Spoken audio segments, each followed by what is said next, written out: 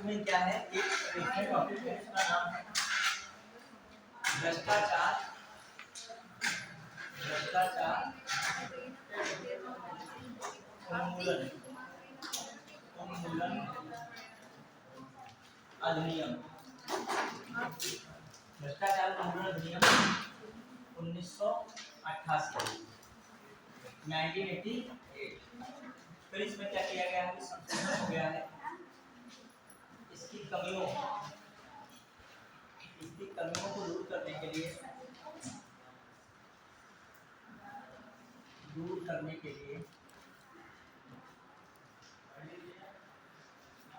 इसी कमियों को दूर करने के लिए भ्रष्टाचार उन्मूलन संशोधन अधिनियम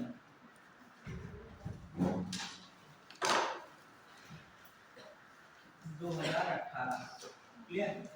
भ्रष्टाचार उन्मूलन अधिनियम 2018 जो मान लीजिए इस तरीके से आ जाए कि भ्रष्टाचार उन्मूलन अधिनियम 1988 में संशोधन किया गया और ऑप्शन दिए हो कई सारे, तो इसमें कौन लगाओगे? भ्रष्टाचार उन्मूलन संशोधन अधिनियम 2018। जब हम लोग पढ़ रहे थे, खासकर जब पढ़ते थे गवर्नेंस में, तो गवर्नेंस में मेन एक चीज क्या थी? गुड गवर्नेंस के लिए एक समस्या क्या थी? Good governance. सबसे बड़ी प्रॉब्लम क्या, समस्या क्या है? समस्या का करप्शन। क्या है? करप्शन। क्लियर? भ्रष्टाचार। क्लियर? गवर्नेंस में सबसे मेन, जैसे हम लोग कहते हैं ना, पारदर्शिता। पारदर्शिता पारदर्शिता कहते थे उत्तरदायित्व, भागीदारी,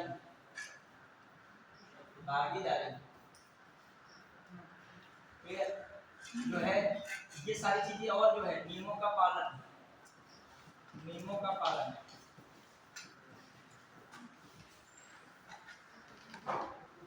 सर्वसम्मत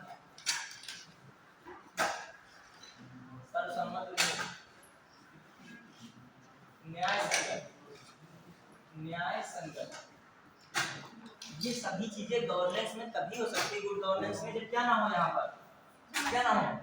भ्रष्टाचार ना हो। आखिर भ्रष्टाचार को कंट्रोल ही करने के लिए तो कहा जा रहा है कि क्या किया जाए? पारदर्शिता लाइए। क्या लाइए सिस्टम में? पारदर्शिता। फिर क्या किया जाए? पारदर्शिता, उत्तरदायित्व होना चाहिए, न्याय संगत हर चीज हो। भ्रष्टाचार तभी तो नहीं हो पाएगा, हर चीज सबके सामने होगी, क्लियर होगी, न्याय संगत होगी, तभी क्या हो पा सकता है? भ्रष्टाचार रोका सकता है। ये सब इनडायरेक्ट तरीके हैं भ्रष्टाचार को रोकने के। क्या है? ये सब चीजें लाओगे, भ्रष्टाचार अपने आप क्या होगा? कम होगा। लेकिन डायरेक्ट कुछ तरीके हो, डायरेक्ट क्या तरीका है? इस पर सीधे सीधे क्या बना दो, संसद में कानून बना दो। क्या बनो? कानून क्या हो गया? भ्रष्टाचार उन्मूलन अधिनियम 1988। इस कानून के अंतर्गत भ्रष्टाचार पर रोकथाम के प्रयास किए जा रहे थे, लेकिन वो काफी नहीं थे। उसके लिए 2018 में फिर से इसको क्या कर दिया गया? संशोधन कर दिया गया। किसमें? भ्रष्टाचार उन्मूलन वाले में। ये क्वेश्चन प्रीलिम्स में भी आया है, भ्रष्टाचार उन्मूलन, तो वहां पे टिक लगा था 1988 में, लेकिन अब टिक लगाओ किससे? 2018 में बदल चुका है। ठीक है, अब देखिए इसमें कुछ प्रावधान बताए गए हैं। देखिए एक चीज ध्यान दीजिए, करप्शन भी दो तरीके का है। समझ पा रहे हो? इस चीज को समझिए, करप्शन भी दो तरीके का है। रिश्वत देना भी दो तरीके से, रिश्वत देना दो तरीके से। बताइए, ध्यान दीजिएगा। हाँ बताइए, रिश्वत देना दो तरीके से। बताओ किस तरीके से बता रहा हूँ। एक करप्शन होता है, कपटपूर्ण करप्शन से कह सकते हो, मतलब ऐसे ही आप कपटपूर्ण तरीके से गलत काम कराने के लिए जो है क्या दे रहे हो? रिश्वत दे रहे हो। और एक क्या है? मजबूरी में क्या दे रहे हो? रिश्वत दे रहे हो। क्लियर? तो इस अधिनियम में ये भी कहा है कि इसमें भी अंतर किया जाए कि एक कपटपूर्ण रिश्वत है, एक कौन सी रिश्वत है? मजबूरी की रिश्वत है। अब बताइए कपटपूर्ण रिश्वत और मजबूरी वाली रिश्वत में क्या अंतर है? बताइए, कोई व्यवहारिक गुण बताइए।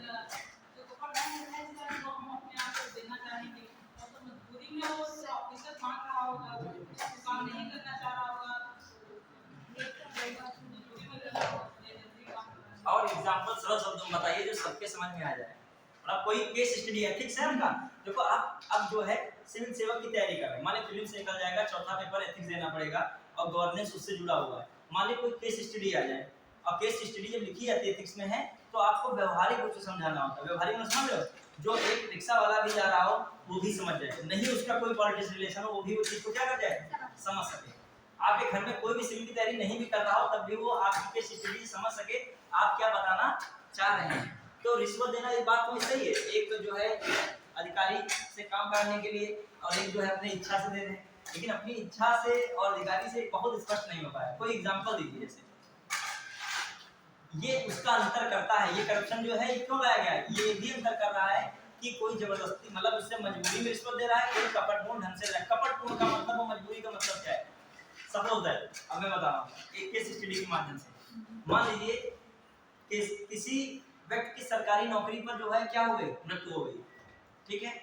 अब सरकारी नौकरी पर मृत्यु में मान लीजिए उसकी पत्नी है, ठीक है, और उसके बच्चे छोटे, तो उनको खाने पीने के लिए क्या किसकी जरूरत है, संसाधनों की।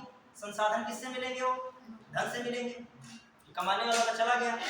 अब यहाँ पर जो है क्या मैटर हो सकता है, अब समझिए कि उसको पेंशन मिल जाना चाहिए। तो सामान्य भाषा में कहते हैं कि सरकारी नौकरी में इसकी जो है पति खत्म हो गया, पेंशन उसको मिल जाएगी सामान्यता, लेकिन वहां पर पेंशन उसको नहीं मिल पा रही है और वो प्रक्रिया सालों चल रही है, क्योंकि वो क्या है, न्याय संगत पर टिकी है। तो क्या कह रहे हैं, 2 रुपये हम देंगे नहीं, हम जो है जो मांग अपनी ये एप्लीकेशन दिखाई जाएगी वो बिजनेस के आधार पे हम क्या करेंगे, जो है पेंशन अपनी लेंगे। पहला 2 साल बाद उनको पेंशन मिले, जब तक एक छोटा बच्चा बीमार होकर उसकी हालत क्या हो चुकी, बहुत नाजुक हो चुकी, पैसा नहीं आ रहा है। तो वहां पर अब उसके पास एक ऑप्शन पता चला कि इसमें सिस्टम क्या हो रहा है कि मजबूरी में वहां पे कहीं से उधार लेके 40-50 हज़ार रुपए जो भी कुछ होता हो, अंदाजे से बता रहा हूँ, कुछ भी होता हो, वो कुछ अमाउंट किसको दिया जाए, जो उससे संबंधित अधिकारी है, जिससे वो कागज आगे बढ़ाए, जल्दी क्या हो सके, पेंशन मिल सके।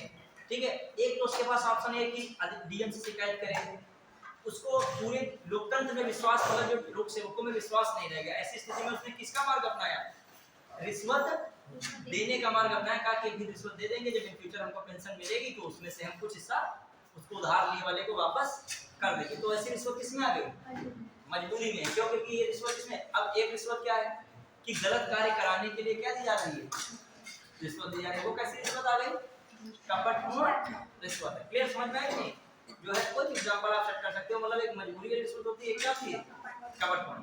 अब आइए ये जो है इसको भी इसमें कहा गया, एक कौन है, कपटपूर्ण रिश्वत, और एक कौन कही गई रिश्वत है, मजबूरी संबंधित रिश्वत। ये इसमें पढ़ोगे आप बहुत व्यवहारिक हो जाओगे, जो है बहुत ज्यादा जो है आपको लोक सेवक में 2 रूप दिखेंगे। या फिर आपको लगेगा ये जो है बिल्कुल लोकतंत्र के लिए, देश के लिए, हर चीज के लिए बिल्कुल उपयुक्त है, या आपको लगेगा ये थोड़ा सा इसमें सुधार की आवश्यकता है। गवर्नेंस मेन यही है कि हर चीज में क्या हो, सरकार द्वारा तो व्यवस्था कर दी गई कि उस लेडीज को तत्काल पेंशन जो है क्या दी जाए, मिलनी चाहिए। जो भी प्रोसेस होता है बीच में लिखा पढ़ी करके क्या मिलनी चाहिए। ये गवर्नेंस की प्रॉब्लम है, उसको क्रियान्वित नहीं जल्दी किया जा रहा है, तो उस क्रियान्वयन को सही करना है। तो भ्रष्टाचार में कभी कभी रिश्वत देना जो है कभी कभी क्या हो जाता है, मजबूरी वाला बन जाता है। और कभी कभी गलत कार्य कराने के लिए लालच में, व्यक्तिगत लालच में जो दे रहा है और जो ले रहा है दोनों शामिल होते हैं। फिर अब आ जाइए, अब आइए इसमें एक और बात है, रिश्वत रिश्वत देने वाले, रिश्वत देने और रिश्वत लेने वाले दोनों लोक सेवकों को, दोनों लोक सेवकों को क्या है, रिश्वत देने लेने वाले दोनों लोक सेवकों को क्या है, दोनों लोक सेवकों को दंडित किया जाता है, दंडित किया जाएगा। ठीक है, दंडित किया जाएगा इन रिश्वत संबंधित अपराधों में, रिश्वत संबंधित अपराधों में। ठीक है, रिश्वत संबंधी अपराधों में क्या मामला हो सकता है कि 3 वर्ष से 7 वर्ष, 3 वर्ष से 7 वर्ष की कारावास, कारावास का प्रावधान। क्लियर? तो इसमें बताया गया है कि यदि ऐसा रिश्वत देते देते हैं लोक सेवक में, तो इसमें कितने वर्ष कारावास का बताया गया प्रावधान? 3 से 7 वर्ष के कारावास का क्या रखा गया है? प्रावधान रखा गया है। साथ साथ इसमें ये भी बताया गया है, रिश्वत में भी अंतर बताया गया है। रिश्वत में अंतर बताया गया है। रिश्वत में अंतर मैंने क्या होता है? ये रिश्वत देना एक है कपटपूर्ण तरीके से, एक है रिश्वत क्या देना? मजबूरी में देना। क्लियर? फिर आ जाइए, अब आइए रकम देखते हैं। देखो रिश्वत की चैन बड़ी गंभीर है, शुरुआत भी आप ही लोगों से होती है रिश्वत की भी, ठीक है? शुरुआत जो है बिल्कुल जीरो स्तर से होती है। रिश्वत की व्यवस्था क्या है? एक स्टार्टिंग व्यवस्था है और एक क्लाइमेक्स तक जाती है। कहां तक जा रही है रिश्वत को आपको भी ये अंदाजा नहीं, ठीक है? ये रहता है सिस्टम में, ठीक है? फिर देखिए, देखो बहुत सारे ऐसे भी डिपार्टमेंट होते हैं जहां पर रिश्वत का मामला नहीं होता, लेकिन आप जब एग्जाम में लिखोगे तो आपको प्रॉस एंड कॉन्स दोनों लिखने पड़ेंगे सिस्टम में, गवर्नेंस में। रिश्वत होता भी है और रिश्वत नहीं है। अच्छा, जब रिश्वत का निवारण तभी तो बताओगे जब पहले बताओगे भ्रष्टाचार की स्थिति है, तभी तो बताओगे ये कानून आखिर क्यों लाया गया। मैं कहूँ किसी चीज में सुधार है, सुधार का मतलब इसका मतलब उस चीज में क्या रही होगी? कमी कुछ रही होगी। तो भ्रष्टाचार निवारण अधिनियम 1988 क्यों लाना पड़ा? जरूर कहीं ना कहीं करप्शन सरकार को क्या दिख रहा होगा बड़े स्तर पर, तभी ये करप्शन वाला लाया गया। उसके बाद जो देखें इसमें 2018 में भी संशोधन क्यों करना पड़ा? जरूर वो अधिनियम कानून क्या हो रहा होगा? फेल हो रहा होगा, तभी किसमें जो है करना पड़ा संशोधन, भ्रष्टाचार वाले में करना पड़ा। क्लियर? फिर आ जाइए, रिश्वत में अंतर हो गया है। रिश्वत में अंतर वही है, कौन है? कपटपूर्ण रिश्वत, और एक कौन है? मजबूरी रिश्वत।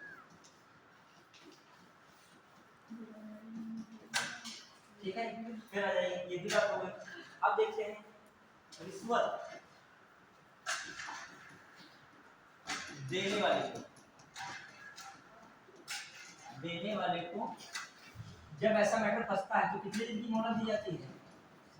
7 दिन की मोहलत दी जाती है। कि 7 दिन की मोहलत अपना पक्ष रखने के लिए। कितना रखने के लिए? पक्ष रखने के लिए कितने दिन की मोहलत दी जाएगी कि आखिर क्यों आप रिश्वत दे रहे थे, क्या ऐसा मैटर था, ठीक है? और इसको जो है कुछ परिस्थितियों में क्या क्या रखा है? कुछ विशेष परिस्थितियों में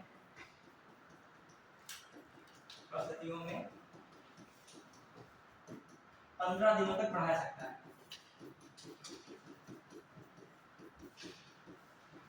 15 दिन तक क्या कर सकता है? बढ़ाया जा सकता है। क्लियर? कितने दिनों तक बढ़ा सकता है? 15 दिन। क्लियर? फिर आ जाइए, फिर देखते हैं क्या मामला है। हाँ, अब आइए देखते हैं कुछ विशेष परिस्थितियों को 15 दिन तक बढ़ा सकते हैं। फिर अगली चीज देखिए क्या मामला हो सकता है। अब रिश्वत में और क्या है मामला? जैसे रिश्वत का जो मैटर होगा, रिश्वत के लिए एंटी करप्शन टीमें बनती हैं। रिश्वत के लिए क्या बनती है? Anti corruption team. इस सब बातें हो रही है रिश्वत कैसे कंट्रोल करना है, लेकिन आपको जो है सामान्यतः ये जानना होगा कि गवर्नेंस के लिए जो है, जब कभी गवर्नेंस का आपको समस्या का समाधान बताना होगा कि ये क्या है भ्रष्टाचार की समस्या, तो एक पॉइंट कहां से रखोगे लाके? भ्रष्टाचार उन्मूलन अधिनियम पहले 1988 बताओगे, फिर बताओगे इसमें कमियों में सुधार करने के लिए रिश्वत उन्मूलन संशोधन अधिनियम 2018 आया। इसमें रिश्वत देने वाले और रिश्वत लेने वाले दोनों को विरुद्ध क्या किया जाती है? कार्रवाई की जाती है। एक और चीज इसमें रखी गई, कोई सरकारी कर्मचारी के विरुद्ध रिश्वत का मामला रहता है तो उसकी जांच सरकार की पूर्ण अनुमति जरूरी होगी। उसके लिए क्या होगी? सरकार द्वारा उसकी जांच क्या होगी?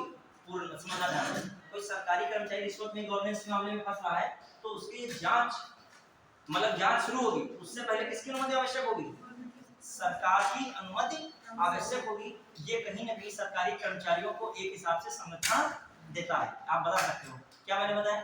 एक लाइन लिखेगा, रिश्वत के मामले में सरकारी कर्मचारियों की जांच से पूर्व, रिश्वत के मामले में सरकारी कर्मचारियों रिश्वत के मामले में सरकारी कर्मचारियों की जांच से पूर्व सरकार की अनुमति आवश्यक है। सरकार की अनुमति आवश्यक है। किस अधिनियम के विधेयक में बताया गया था? ये 2018 वाले में बताया। किसमें बताया गया? 2018 वाले में। क्लियर? क्योंकि हम बाहर आएंगे, बाद में बात करते हैं, क्लास में 3:30 बजे। ठीक है? ठीक ठीक ठीक ठीक ठीक। तो ऑफिस में नहीं जाएंगे। हाँ। हाँ क्लियर। हाँ अब आइए अभी क्या मामला है, ये वाला पूरा मैटर हो गया। अब आइए दूसरा हम लोग लिख रहे हैं। अब जो है लोक सेवकों की भूमिका, लोक सेवक की भूमिका में देखिएगा, लोक सेवक की भूमिका, ठीक है। लोक सेवक की भूमिका में क्या मैटर है, ध्यान दीजिएगा।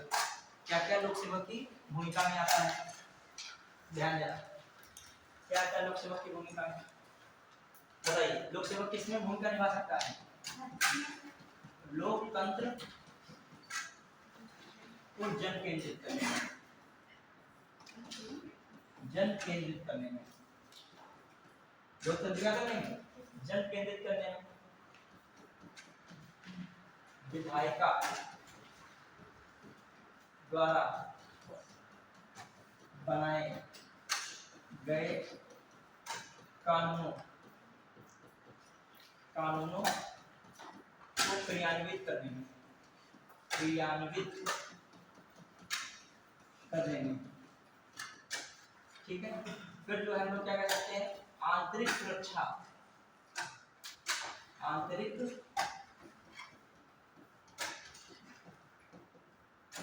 सुरक्षा। लोक सेवक में ये जो हम लोग कहते हैं नौकरशाही भी सिस्टम में क्या कहते हैं, नौकरशाही, ठीक है, नौकरशाही। लोकतंत्र को जो है जन केंद्रित करने में भूमिका निभा सकती है। विधायिका द्वारा जो कोई कानून बनाया जाता है उसको क्रियान्वित करने में किसकी महत्वपूर्ण भूमिका है, जमीनी स्तर पर, ठीक है, लोक सेवकों की। फिर आ जाइए आंतरिक सुरक्षा का भी मामला है इसमें, ठीक है। तो किसका मामला है, आंतरिक सुरक्षा का भी मामला आता है। नौकरशाही की इसमें भूमिका है,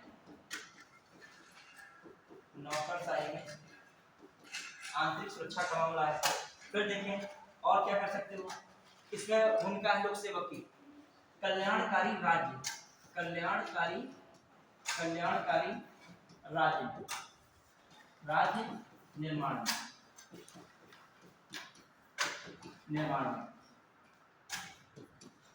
फिर जो कहा जाए कि इसमें भूमिका है सामाजिक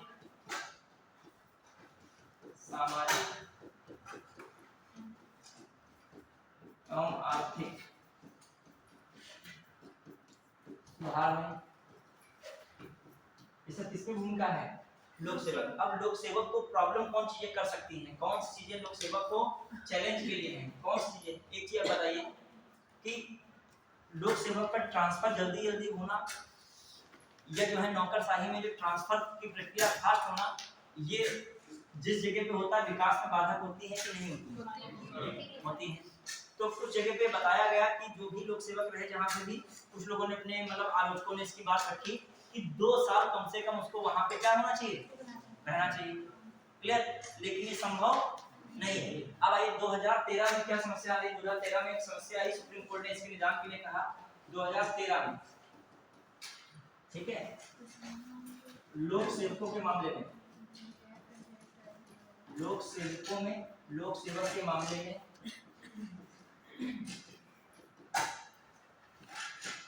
राजनीतिक हस्तक्षेप कम करने के लिए केंद्र एवं राज्य स्तर पर,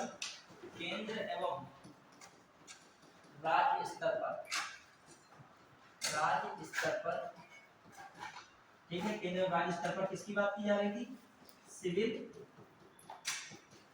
सेवा बोर्ड गठित किए जाए,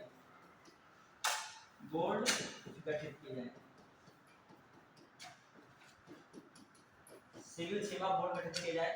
इनकी सिफारिश के आधार पर ही क्या किया जाए, सिविल सेवकों का इधर से उधर क्या किया जाए, ट्रांसफर किया जाए। एक है संस्थानन समिति, संस्थानन, सीबीआई भी है, सतर्कता आयोग भी है इसमें, लेकिन संस्थानन समिति ने बात कही यहाँ पे, कहीं जो है मौखिक आदेश नहीं होने चाहिए, मौखिक आदेश की बजाय लिखित आदेश पर लोक सेवकों द्वारा कार्य हो, कार्य किया जाए। समझ रहे हो? मतलब इसमें कहा जा रहा है कि जो है मौखिक आदेश की बजाय क्या कहा जा रहा है, लिखित आदेश। अच्छा, लिखित आदेश की और एक बात कर रहे थे, एक सुब्रमण्यम आए थे, सुब्रमण्यम एक समिति थी, उसने भी इनकी सिफारिश की थी, लोक सेवक हों कि मौखिक आदेश के आधार पर कार्य ना करें, बल्कि किस आधार पर करें, लिखित। क्योंकि देखिए जो भी लोक सेवक है, देखिए लोक सेवक है, जो भी हम देखिए लोक सेवक सरकार के क्या है, सरकार के कहीं ना कहीं अंडर में है। कैसे सरकार के अंडर में है, देखा सरकार में कौन होता है, मंत्रिपरिषद। तो मंत्रिपरिषद में क्या है, मंत्री हैं किसी न किसी विभाग के, और मंत्री के अंडर में कौन है, सचिव है। क्लियर? तो और सचिव किससे संबंधित है, लोक सेवक संबंधित है। तो आप बताइए मंत्री के अकॉर्डिंग कौन कार्य कर रहा है, सचिव। अब कहा जा रहा है कि जो लोक सेवक, अब नीचे आइए, जो नीचे भी हम लोग देखेंगे, मान लीजिए कोई भी जिला प्रशासन में भी देखते हैं, जिला प्रशासन में भी मंत्री है, विधायक है, सांसद है, ये सब किसके अंदर है, सरकार। ये क्या है, सब सरकार है। ठीक है, तो यहाँ पर भी जो अधिकारी हैं लोक सेवक है, लोक सेवक। तो लोक सेवक कहीं ना कहीं किसके दबाव में, मान लीजिए ये कह रहे हैं इसके आधार में मौखिक सिफारिश नहीं की जाए, मौखिक नहीं बल्कि इसके आधार पे लिखित आधार पर जो है ये कार्य करें, लिखित आधार पे। लेकिन ये क्या व्यवहारिक रूप से हो पाता है क्या, ये कहा था समिति में कहा गया था, क्यों नहीं हो पा रहा है, संभव क्या कहीं कहीं नहीं बनता है। पहली बात देखिए कहीं कहीं पे देखिए दोनों चीज, एक तरफ सरकार है, सरकार कैसी है, स्थायी कार्यपालिका, अस्थायी कार्यपालिका, अस्थायी, और एक क्या है, स्थायी कार्यपालिका। कहीं कहीं पर बहुत ज्यादा सही लगते हैं आपको, कहीं कहीं पर कौन सही लगते हैं, नौकरशाही, मतलब लोक सेवक सही लगते हैं। जैसे सरकार कहीं कहीं पर सही है, सरकार का सीधा संबंध किससे है, जनता से है। तो सरकार यदि जनता की बातें नहीं मानेगी, जनता की इच्छा पूरी नहीं करेगी, तो क्या होगा, चुनाव में अगली बार 5 साल के बाद क्या हो जाएगा, बदल जाएगा, सिस्टम बदल सकता है। ठीक है, लोक सेवक में या नौकरशाही में इसकी कोई जिम्मेदारी नहीं है कि मतलब जनता के प्रति सीधे रूप से जवाबदेही नहीं है, तो इनको कोई इतनी टेंशन नहीं है। प्लस ये 5-5 साल पे आते हैं सरकार की व्यवस्था, तो इनको अनुभव इतना नहीं हो पाता है। नौकरशाही में क्या है, लगातार स्टेबल है, जब से ज्वाइनिंग के जब से स्टेबल ही है, तब से उनको क्या कार्य करने में क्या हासिल हो जाती है, विशेषज्ञता हासिल हो जाती है। तो अब देखिए जहाँ पर सरकार है, सरकार पर अपनी इच्छा से काम कर सकती है, कुछ कार्य उनसे अलग भी हो सकते हैं जो कि शायद जनता के हित में ना हो। लेकिन जो हम लोग नौकरशाही में जाएं, नौकरशाही में क्या है, जैसे मैं कह रहा हूँ सरकार की जिम्मेदारी है पूरा देश विकसित करें, सारी योजनाएं बनाए, बढ़िया लाए, ये सब करे, सरकार पे डिपेंडेंसी है। वहां पे आपको सरकार बहुत तो दिख रही होगी, लेकिन जो हम लोग गवर्नेंस में जाए, बीच की प्रक्रिया कौन है, लोक सेवक। तो अब यदि लोक सेवक की भी जिम्मेदारी नहीं बताइए, क्या क्या कर सकता है, लोकतंत्र में जन केंद्रित कोई चीज कर सकता है, कल्याणकारी राज्य की स्थापना कर सकता है, उसमें भूमिका निभा सकता है, सारी योजनाएं क्या कर सकता है, क्रियान्वित कर सकता है। यहाँ तक देश की आंतरिक सुरक्षा का भी मामला हो, कौन कंट्रोल कर सकता है, लोक सेवक। ये तो लोक सेवक में आपको तारीफ दिख रही है, क्या दिख रही है, तारीफ। मतलब ये सब क्या है, भूमिका है, इसमें किसकी भूमिका है, लोक सेवक की। अब मैं कह रहा हूँ लोक सेवक को चीजें प्रभावित कौन कर रही है। एक तरफ आपने देखा था लोक सेवक में कमियां क्या है, भ्रष्टाचार है और स्थायी सब देखा था। दूसरी तरफ मैं क्या कह रहा हूँ, इनका पॉजिटिव है, इनकी भूमिका क्या है। अब मैं तीसरी बात क्या कह रहा हूँ उसमें कि इनको कंट्रोल कैसे किया जा रहा है। कुछ चीजें लोक सेवक के साथ जो हो रही है वो क्या होती है, विकास कार्य में बाधा उत्पन्न कर रही, स्वतंत्र रूप से अपना कार्य नहीं कर पा रहे। पहली बात मैंने क्या कही है, यहाँ पर मान लीजिए एक सिफारिश वाला मैटर कौन चल रहा है, मौखिक लिखित होना चाहिए, समिति कह रही, प्लस इनके स्थापित जो है जो क्या होता है, तबादला, तबादला, खासकर तबादला। ठीक है, ये तबादला इधर से उधर, और प्रोन्नति के मामले में, प्रोन्नति, ठीक है, प्रोन्नति। देखिए प्रोन्नति के मामले में क्या होता है, इनको किससे मिलकर चलना पड़ रहा है, सरकार से। यहाँ पर दोनों चीजें किसके कंट्रोल में आ गई है, सरकार के। तो ये सुप्रीम कोर्ट कह रहा है खासकर तबादले वाले मैटर में ऐसे ही तबादला ना किया जाए, ये क्या बनाया जाए, सिविल सेवा बोर्ड, और ये सिफारिश करे, क्या करे, इसकी उसकी सिफारिश के बाद ही क्या किया जाए, तबादला हो। तो ये एक हिसाब से इसको कहा जा रहा है, लेकिन ये भी बना नहीं है सिविल सेवा बोर्ड, ये कहा गया था केवल, अभी ये बना नहीं है। और यहाँ पर सरकार को भी क्या है, सरकार जानती है लोक सेवा आयोग का जो भी नियुक्त होगा अधिकारी और राज्य लोक सेवा का अधिकारी नियुक्त होगा, उसको राज्य लोक सेवा आयोग में तो बर्खास्त कौन कर सकता है, राज्यपाल, और लोक सेवा आयोग में कौन कर सकता है, राष्ट्रपति। तो उस पर और तो सरकार किसी प्रकार से नियंत्रण लगा नहीं सकती है, बर्खास्त में राज्यपाल या राष्ट्रपति वाला मैटर है, तो उसमें कौन से तरीके से नियंत्रण लग सकता है, क्या कर दिया, इसको दंड क्या दे सकते हैं, कंट्रोल करने के लिए अधिकारी को दंड क्या दे सकता है, ट्रांसफर किया सकता है, क्या कह सकता है, ट्रांसफर। तो ये सरकार अपने पास से शक्ति रखना ही चाहती है, इसीलिए किसका गठन नहीं किया जा रहा है, सिविल सेवा बोर्ड का नहीं हो रहा है। न्यायपालिका कहती है 2013 में सबसे कहा गया है, लेकिन अभी तक इसका गठन नहीं हुआ। क्यों नहीं हुआ ये भी बता रहा हूँ, क्योंकि एक संवैधानिक बॉडी से नियुक्त हुए हैं, इनको हटाना बहुत ही क्या है, बर्खास्त करना बहुत मुश्किल है। तो एक ही इनके लिए प्रावधान है, यहाँ से वहाँ क्या कर दो, ट्रांसफर कर दो, क्लियर, बस और ऑप्शन नहीं है, ठीक है। ट्रांसफर कभी भी हो सकता है, उसमें कोई आधार नहीं, हाँ बिल्कुल हो सकता है, 2 महीने में हो सकता है, ठीक है। चलिए हाँ, कोई इसका जो है ज्यादा आधार नहीं बनाया गया, सरकार के हाथ में है, ठीक है।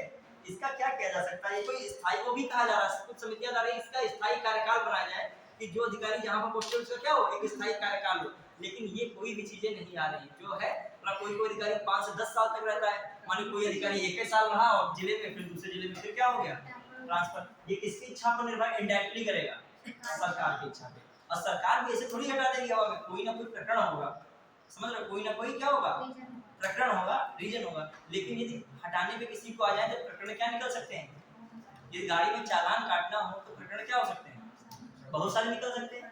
हेलमेट आगे वाले का लगा, पीछे वाले का नहीं लगा, इतनी हवा होनी चाहिए गाड़ी में, टायर में इतनी हवा नहीं है, और ऐसे जो चालान नहीं कट रहा है, मान लीजिए तो आप नहीं भी लगाए तो आप अगली बार लगा के चलिए, नहीं लगाएंगे तो कभी ना कभी चालान कट सकता है। मतलब रीजन चाहिए, क्या हो सकता है, रीजन होना चाहिए। अब आ जाइए कुछ और बात, जैसे इंदिरा गांधी सरकार में क्या बताएगा, प्रतिबद्ध लोक से जो है, प्रतिबद्धता, प्रतिबद्धता सरकार के प्रति, सरकार के प्रति प्रतिबद्धता, ये किसमें बताया गया, आईजी इंदिरा गांधी सरकार में बताया गया कि जो लोक सेवक हों, क्योंकि देखिए इंदिरा गांधी ने बहुत सारे कार्यक्रम चलाए, जैसे गरीबी हटाओ, बनारा किसने दिया, इंदिरा गांधी ने, ये कार्यक्रम भी इंदिरा गांधी ने चलाया। तो गरीबी हटाओ ऐसा कार्यक्रम अब चला रही है, बहुत सारी चीजें योजनाएं चलाओगे तो बहुत सारी चीजें जमीनी स्तर पे नहीं आ पाती हैं।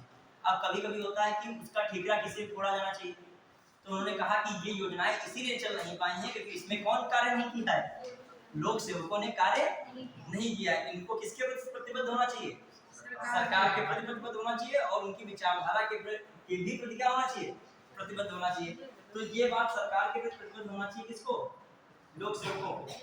अब ये भी सही है क्या, नहीं है, क्यों, क्योंकि लोक सेवक जो शपथ लेता है वो किसकी लेता है, और किसके अकॉर्डिंग जो चुना जाता है, नियुक्त होता है, पूरी व्यवस्था किसके अकॉर्डिंग, तो ये किसके प्रति जो है निष्ठावान है, संविधान के, किसके प्रति निष्ठावान है, संविधान के प्रति। क्या ये जो व्यवहारिक रूप से बिल्कुल 100% सक्षम हो पाता है, ये सक्षम होता तो बहुत सारे कानून और समितियां ने आलोचना की, जांच की, कहा ये सब होता, ये सब चीजें क्या है, संविधान के विरुद्ध होना चाहिए। लेकिन लोक सेवक को वही जो है तबादला है, बहुत सारी ऐसी समस्याएं हैं, इसलिए कहीं कहीं वो व्यवहारिक हो जाता है। किसके प्रति व्यवहारिक हो जाता है, सरकार के प्रति क्या हो जाएगा, व्यवहारिक। उसको प्रतिबद्ध सरकार के प्रति नहीं रखने के लिए किया गया, उसको क्या करने के लिए किया गया, संविधान प्रति। और देखिए और क्या मामला, लोक सेवक को सीधा मतलब है जो योजनाएं हैं, क्लियर, योजनाएं हैं, कोई भी सरकार की आए, कोई भी सरकार हो, आपको योजनाएं जनता तक क्या करनी है, पहुंचानी है, ठीक है। आप किस लिए बने हैं, जन कल्याण के लिए। जो भी विभाग दिया गया है उसमें अंतिम पायदान तक क्या हो, अंतिम पायदान तक सबको वो चीज मिले। आप किस लिए हो, मान लीजिए कांग्रेस गवर्नमेंट है, जेपी गवर्नमेंट है, सपा है, बसपा है, किसी भी गवर्नमेंट है, कोई भी स्कीम चला रहा है, तो आप लोक सेवक हो, तो वहां पर रियल में यही बताया गया है कि आप क्या कीजिए, योजनाएं जो है, ये जो भी आपको कार्य दिया गया है, आप उन कार्यों का निर्वहन करें बिना किसी सरकार की विचारधारा से प्रभावित हुए, बिना उसकी प्रतिबद्धता के। लेकिन संभव नहीं हो पाता है सामान्यतः, ये जो ज्यादातर जो ब्यूरोक्रेसी होती है बढ़ जाती है, ये भी किसी में कोई सचिव बनाया जाता है, किसी में क्या होता है, कोई मतलब जो है सब बढ़ जाते हैं, ये भी बढ़ जाता है, ब्यूरोक्रेसी भी क्या हो जाता है, बढ़ जाता है। ये कोई खास किसी पार्टी का हो जाता है, कोई खास क्या हो जाता है, किसी पार्टी का होता है। वैसे रियल में क्या रहना चाहिए, जो राजनीतिक मामलों में तटस्थ रहना चाहिए, क्या रहना चाहिए। तो दिक्कत ये आ रही कि प्रोन्नति क्या मामला होगा, प्रोन्नति के मामले में फंस जाओगे। दिक्कत क्या आ जाएगी, ऐसा जिला भेज दिया जाएगा जहाँ पर कोई जाना पसंद नहीं कर रहा। तो राजनीतिक मामले में लोग बढ़ जाते हैं। आपने कभी देखा होगा जो लोक सेवक ज्यादातर होते हैं, प्रयास जो अच्छा लोक सेवक होता है उसका प्रयास क्या रहता है, ज्यादा देखा होगा योजनाओं के इम्प्लीमेंट। कोई भी सरकार रही हो, आप सोचते हो कोई योजना का इम्प्लीमेंट वो कैसे करता है, आप सोचते हो कि सरकार के एजेंट के रूप में, सरकार के एजेंट के रूप में नहीं होता है, उसको क्या है कार्य करना।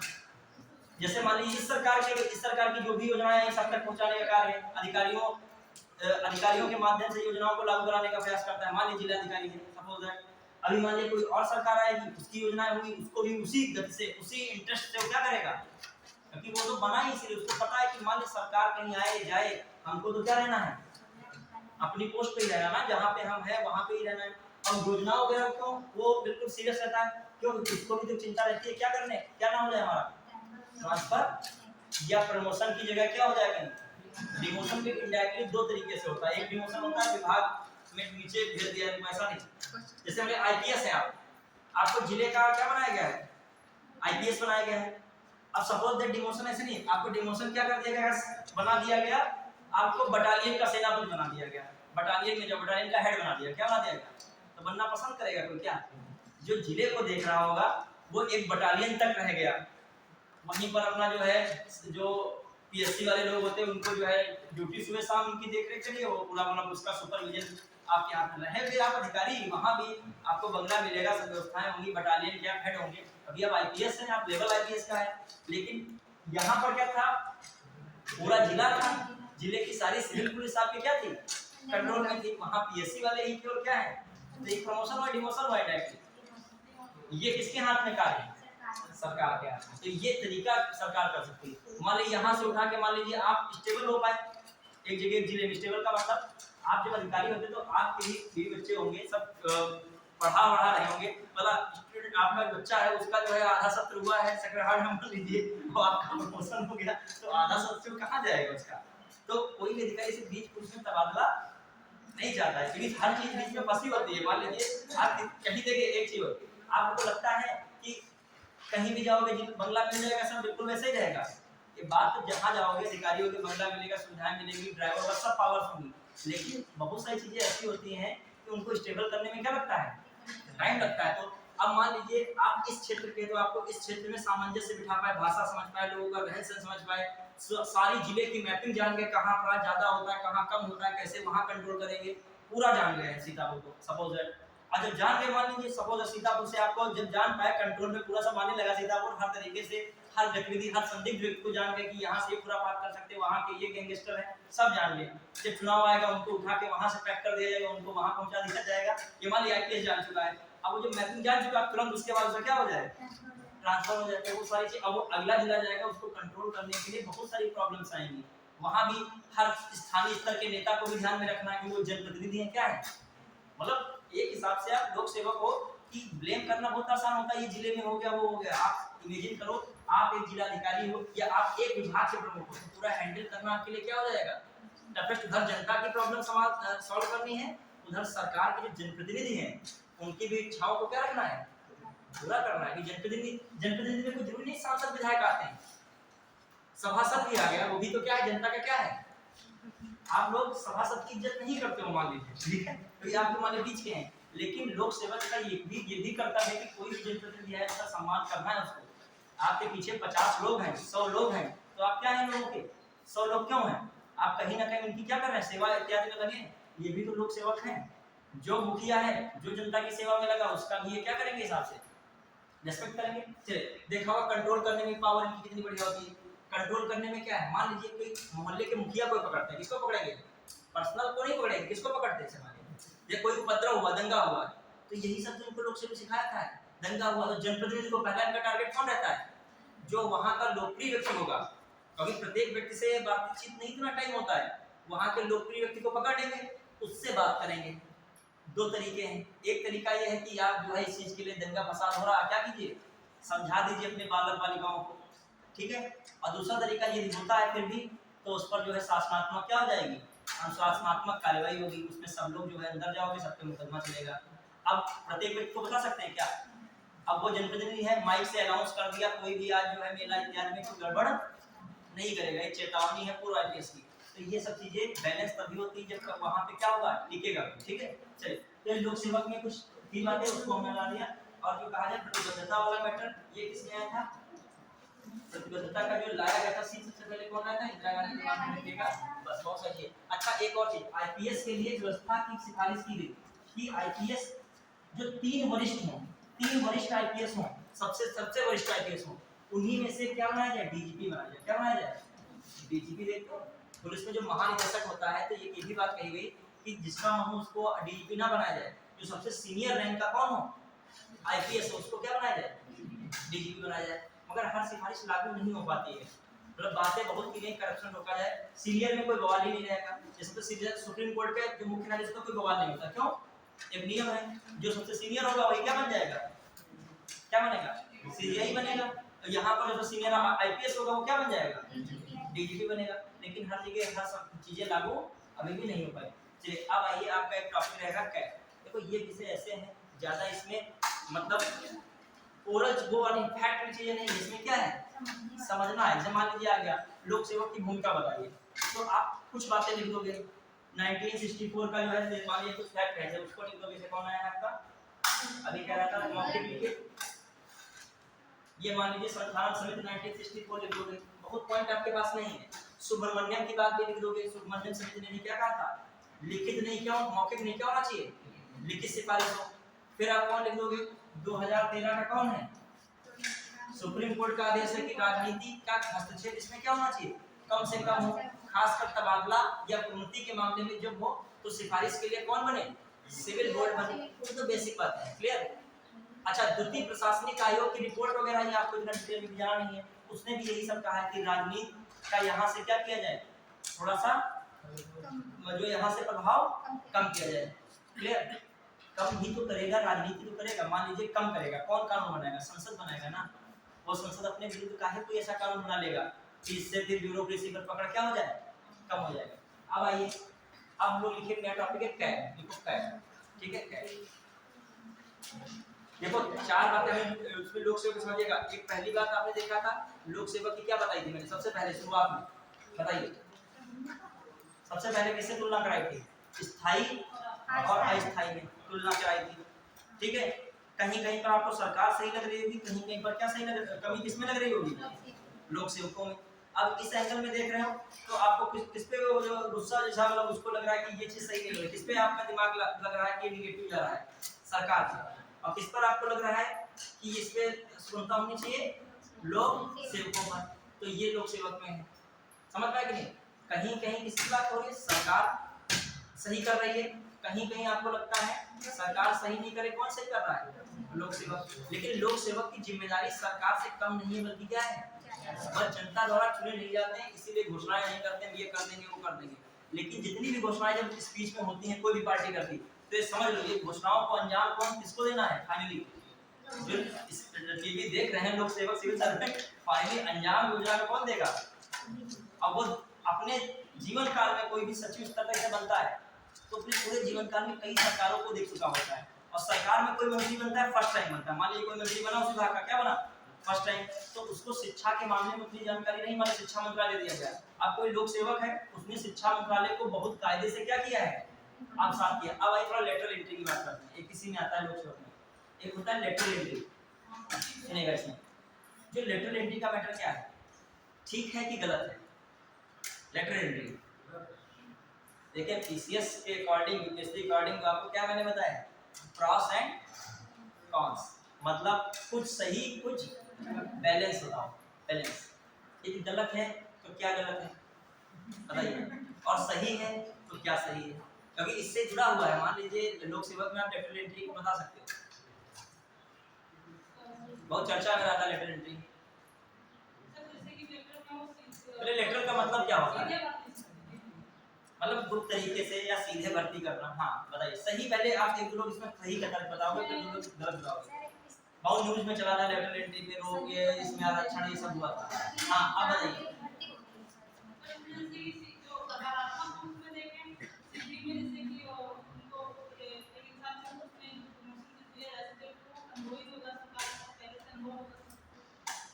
कुछ मामले में उनकी बात ठीक जा रही है। नेगेटिव इफेक्ट में क्या हो सकता है? अच्छा पॉजिटिव में और क्या हो सकता है, और नेगेटिव में और क्या हो सकता है? लेटरल एंट्री सुने तो होंगे, वो चर्चा में रहा था। ये लोक सेवक के लिए बेहतर है कि नहीं बेहतर है? बेहतर नहीं है, लेकिन हैं? इस बताइए, सही बता रहे हैं स्टूडेंट, सही बता रहे हैं। हाँ बताइए क्या बता रहे हैं?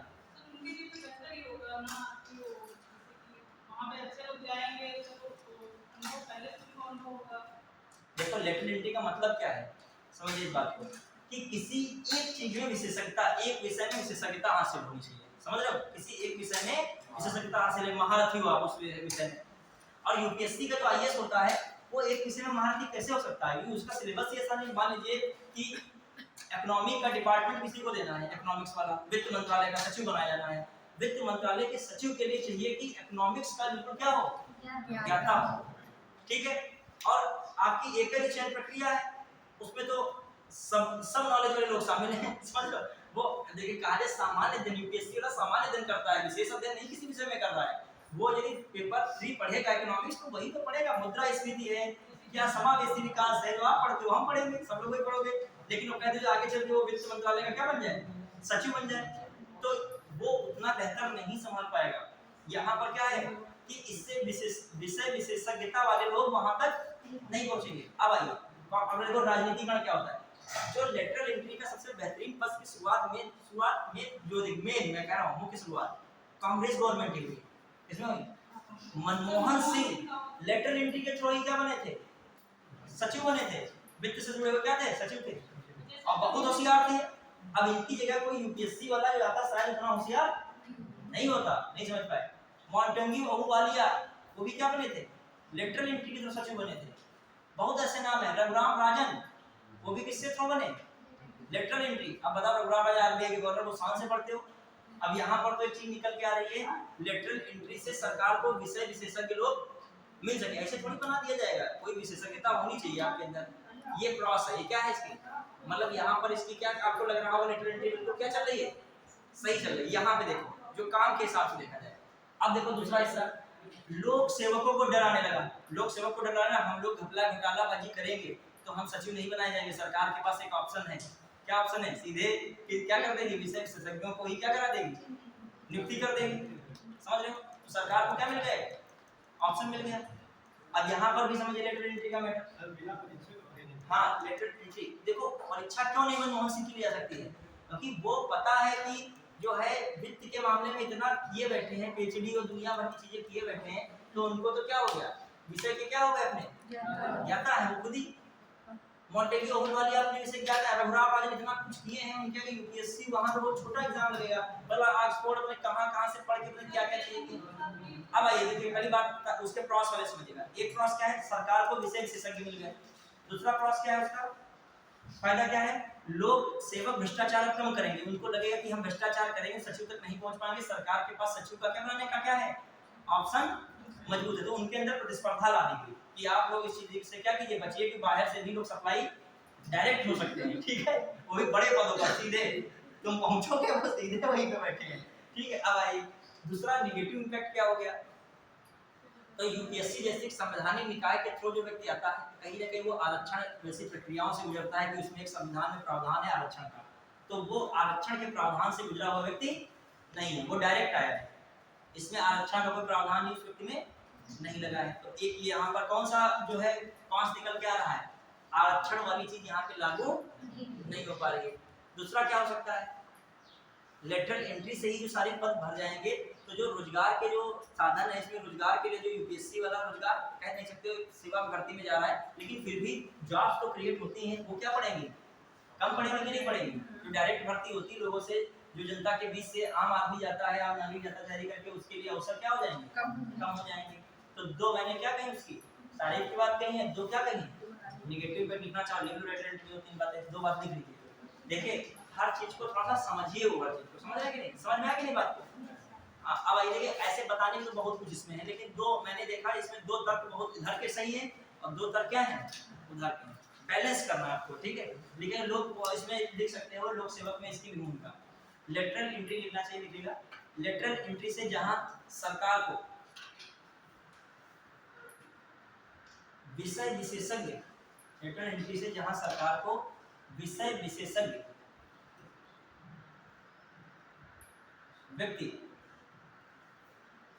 नौकरशाही में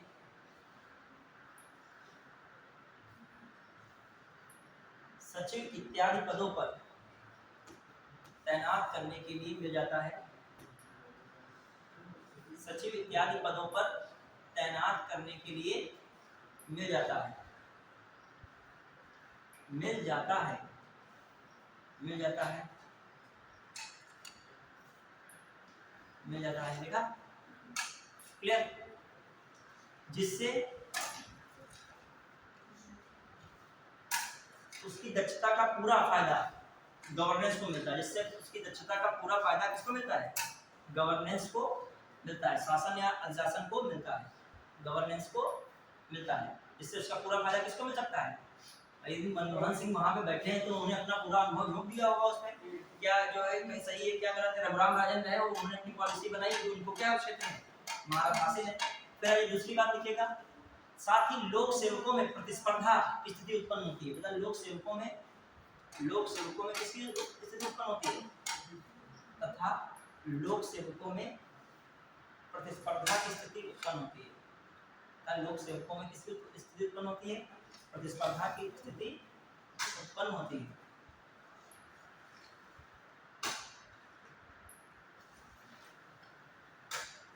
भ्रष्टाचार इत्यादि कम पड़ता है, भ्रष्टाचार कम पड़ता है। अब देखो तुम्हारे नजर में वो भ्रष्टाचार लेटर एंट्री लग रहा है, लेकिन ये एक और भ्रष्टाचार होता है जो क्या कर रहे हो लोक सेवक कर रहे हो, इससे क्या करेंगे, सचिव तक पहुंचने के लिए क्या करेंगे, भ्रष्टाचार कम पड़ता है, ठीक है, भ्रष्टाचार कम पड़ता है। ब्रैकेट को सचिव तक पहुंचने के लिए जो अपनी जो कार्यविधि अपनी क्या रखेंगे, उनको साफ रखेंगे, सचिव तक पहुंचने के लिए। ये क्या था, इसका एक वे था, एक तरीका था इसका लेटरल एंट्री के पॉजिटिव में, क्यों, क्योंकि ये क्या हो रहा है, अब ये पॉजिटिव नहीं कह सकते हो, ये मतलब कह सकते हो कि लेटरल एंट्री किस मामलों में सही है, ठीक है, और किस मामलों में लेटरल एंट्री क्या है, गलत है, देख लेगा उसमें लिखेगा। आरक्षण के प्रावधान इसमें लागू नहीं हो पाते क्योंकि ये सीधी भर्ती होती है, क्योंकि सरकार की इच्छा पर यह सीधी भर्ती होती है, क्योंकि सरकार की इच्छा पर यह सीधी भर्ती होती है, क्योंकि सरकार की इच्छा पर यह सीधी भर्ती होती है। इसमें आरक्षण के प्रावधान लागू नहीं होते हैं वर्तमान में, लेकिन लागू कर दिए गए लेटरल एंट्री में, ठीक है, इसको बड़ा मैटर था, ठीक है। फिर लिखिएगा क्योंकि इसमें,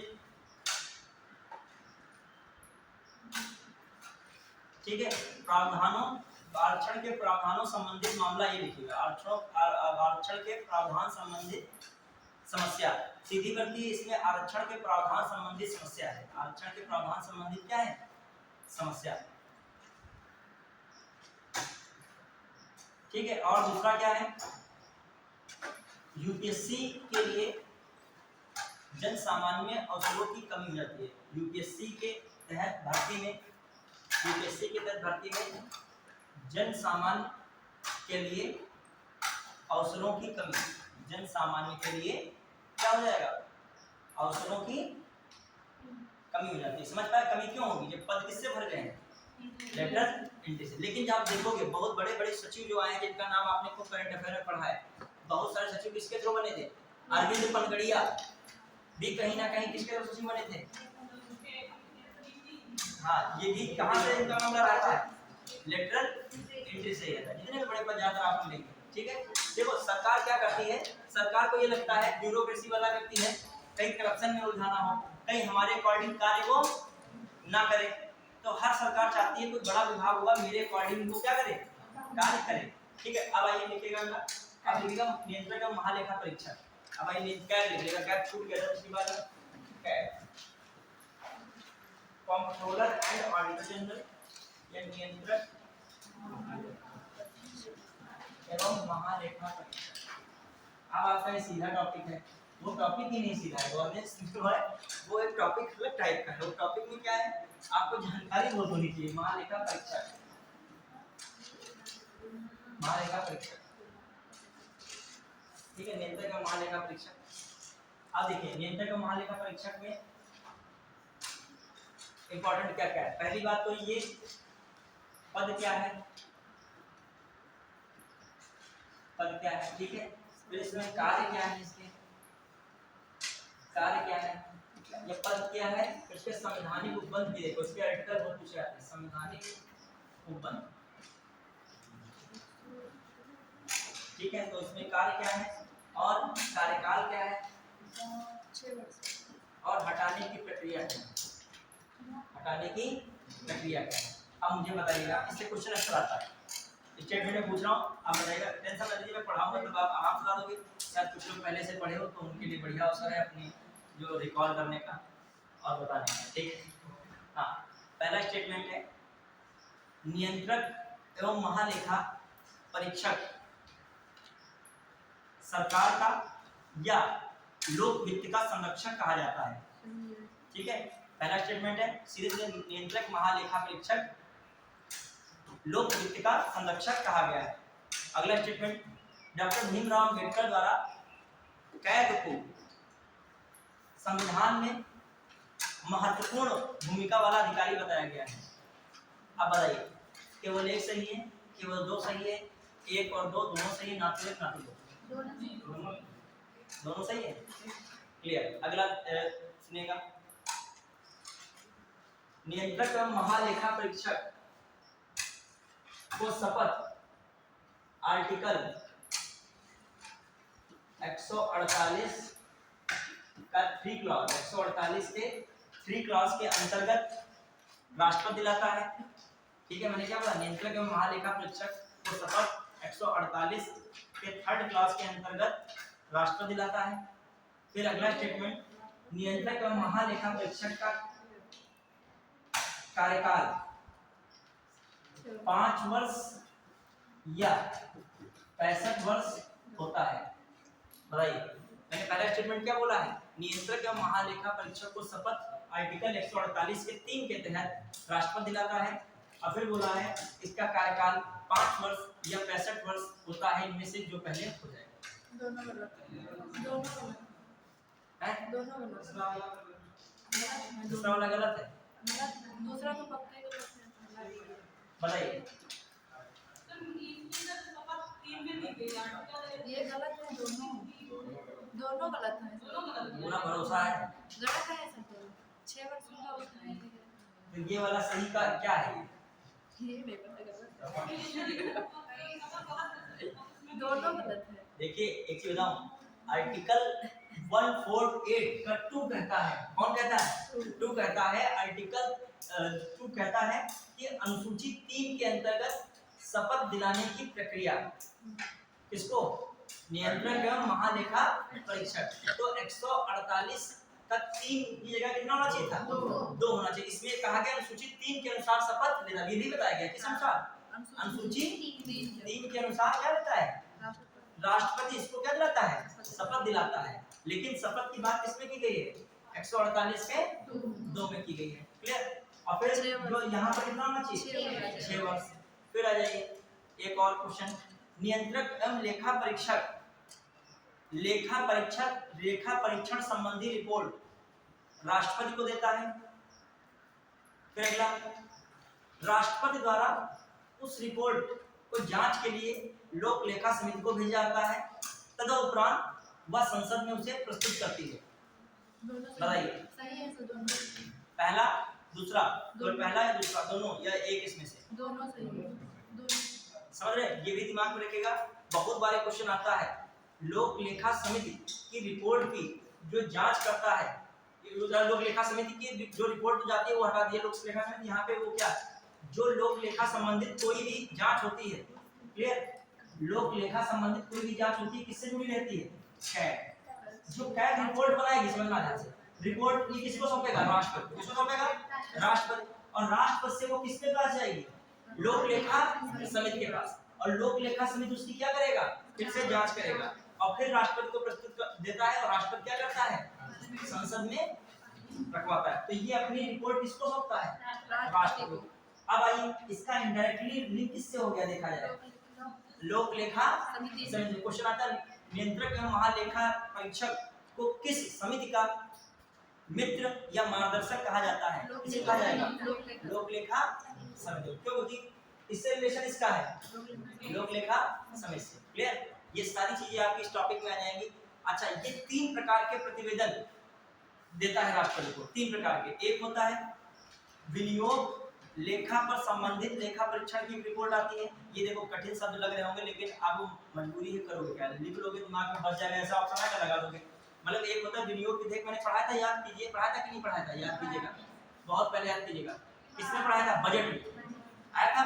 बजट में पैसे धन निकालने के लिए कौन सा पारित कराना पड़ता था, अनुदान की मांग के बाद कौन सा विधेयक पास करना पड़ता था, विनियोग विधेयक। तो मैं कह रहा हूँ जो विनियोग संबंधित लेखा होगा, जो भी उसके अंतर्गत पैसा कितना पास कराना, क्या करना है, उसकी भी जांच कौन करेगा, कैग। फिर दूसरी बात, वित्त की लेखा संबंधित जो है लेखा परीक्षण भी कौन करता है, कैग। और जो सार्वजनिक उपक्रम होते हैं उसका भी लेखा परीक्षण कौन करता है, कैग। ये तीनों रिपोर्ट किसको सौंपता है, प्रेसिडेंट को होता है, किसको, प्रेसिडेंट को। ये सारी चीजें किसमें करोगे, देखिए कैग के अंतर्गत करिए। देखिए आपसे डायरेक्ट वाला बनने वाला पुलिस वाला एग्जाम क्वेश्चन नहीं पूछेगा कैग का कार्यकाल कितना होता है, 6 वर्ष, बड़ा खुशी में जैसा बहुत संभावना कम है, तो पूछेगा तो कुछ ऐसा ही पूछेगा, घुमा फिरा के पूछेगा। अब आइए कैग में, और कैग की नियुक्ति राष्ट्रपति द्वारा, कैग की नियुक्ति राष्ट्रपति द्वारा की जाती है, पहला स्टेटमेंट। दूसरा, कैग को हटाने की प्रक्रिया ठीक वैसी ही है जैसी उच्चतम न्यायालय के न्यायाधीश को है। बताइए ठीक है कि नहीं है, दोनों बातें क्या है, सही। अब फटाक से कैग में लिखेगा आर्टिकल। अच्छा एक और क्वेश्चन, कैग को शक्तियां एवं कार्य आर्टिकल 150 के अंतर्गत दिए गए हैं, संविधान के 150 के आर्टिकल 150 के अंतर्गत दिए गए हैं। फिर कैग का पद एक संवैधानिक पद है, बताइए इसमें कौन सही है,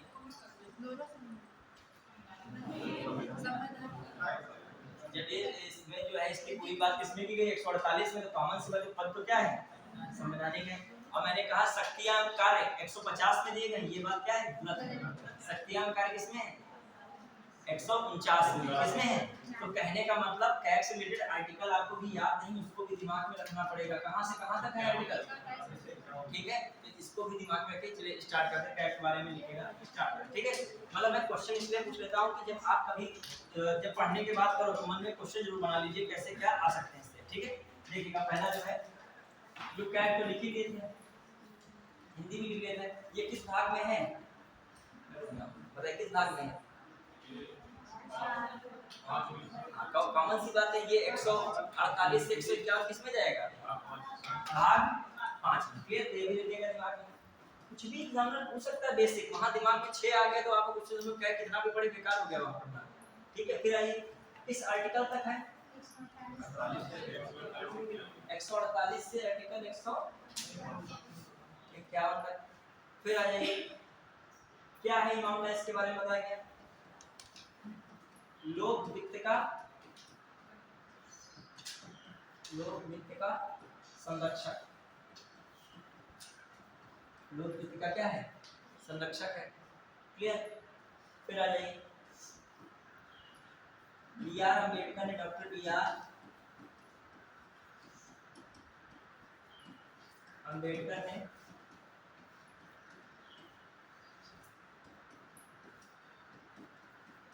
संविधान में इसे मुख्य अधिकारी बताया, क्या है, इसे मुख्य अधिकारी बताया।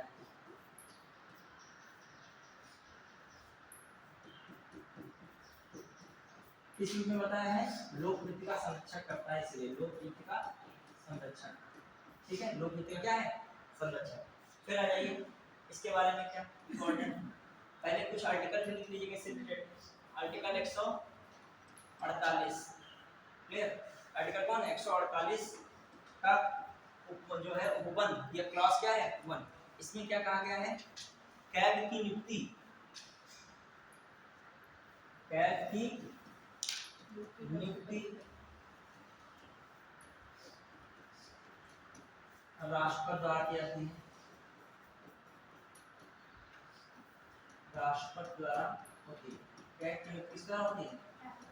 राष्ट्रपति द्वारा होती है।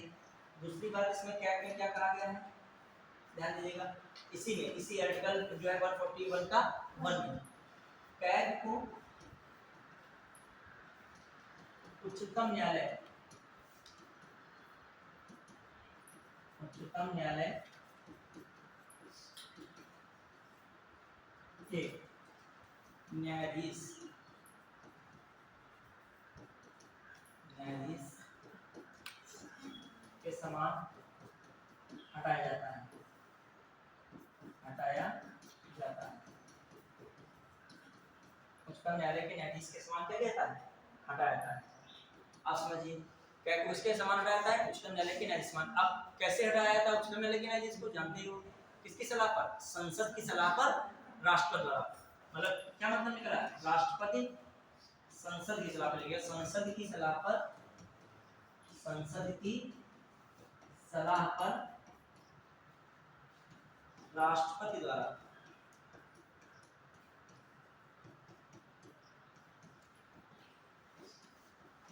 कैग को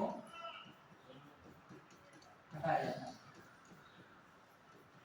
ठीक है, तो कैग को किसकी सलाह पर हटा सकते हैं? संसद की सलाह। संसद में वही विशेष बहुमत, वही प्रक्रिया, याद कीजिए, लोकसभा में 100 है तो राज्यसभा में कितना होना चाहिए? 50। वही तो था सुप्रीम कोर्ट का जो न्यायाधीश जैसे हटाया जाता था। ठीक है, फिर आ जाइए अगला जो है, ये कौन है? आर्टिकल 148 का कौन है? 2। इसमें क्या कहा गया था? कैग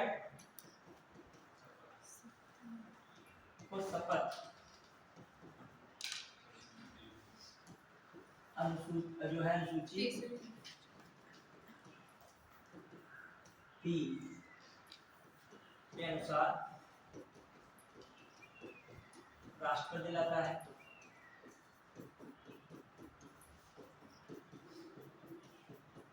तो कैग की शपथ हो गई इसमें। फिर ठीक है, फिर अगला लिखेगा आर्टिकल 148 का कौन है? 3।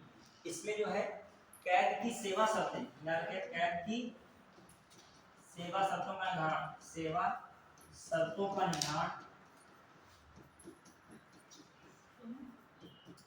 कैग की सेवा शर्तों का निर्धारण कौन करता है? संसद द्वारा बनाई गई विधि के अनुसार। किसके अनुसार होगा तो ध्यान रखिएगा, कैग की सेवा शर्तों का निर्धारण संसद द्वारा बनी विधि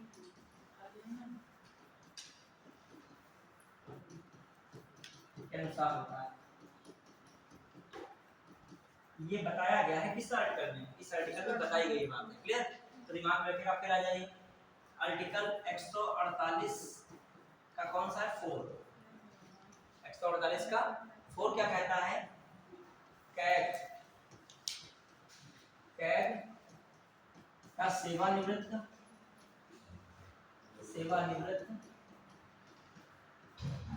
होने पर या पदमुक्त होने पर केंद्र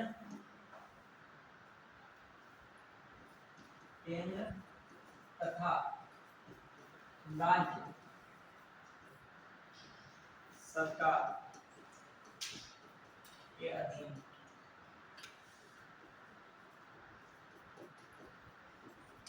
किसी सेवा में नियुक्ति नहीं हो सकती, किसी सेवा में नियुक्ति नहीं।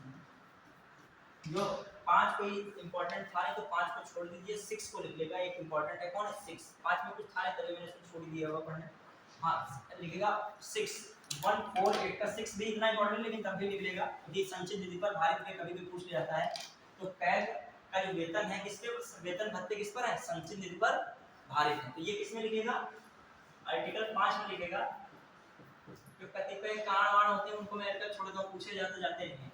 ये लिखेगा आर्टिकल 6 लिखेगा इसमें, आर्टिकल 6 में कि कैग छूट नहीं गया, लिख लीजिए पहले।